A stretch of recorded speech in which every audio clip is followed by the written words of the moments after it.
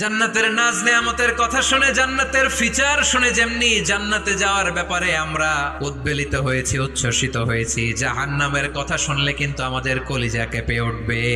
ও আমার উম্মতেরা, তোমরা যে রান্নাঘরে যে আগুন দিয়ে রান্না করো, তোমরা কি ভেবেছো জাহান্নামের আগুন ওই রান্নাঘরের আগুনের মতো না? জাহান্নামকে কিভাবে বিশ্বনবী উম্মার সামনে পোট্রে করলেন, চিত্রায়িত করলেন, শুনতে মনে চায়। বিশ্বনবী বলেন, মিন সাবঈনা জুজআন মিন হাররি জাহান্নাম। জাহান্নামের আগুন দুনিয়ার আগুনের চেয়ে কমপক্ষে 70 গুণ বেশি তেজওয়ালা। জাহান্নামের আগুনকে আল্লাহ নাম দিয়েছেন নারুল্লাহ। এটা আল্লাহর আগুন, নারুল্লাহিল মুকাদা আল্লাতী তাত্তালিউ আলাল আফিদা, যেটা কলিজার মধ্যে যে ধরে যায়। দুনিয়ার আগুন হাতে লাগলে হাত জ্বলে, পায়ে লাগলে পা জ্বলে। জাহান্নামের আগুন দেহের যেই জায়গায় লাগুক না কেন, সাথে সাথে কলিজাটা জ্বলে ছাই হয়ে যাবে।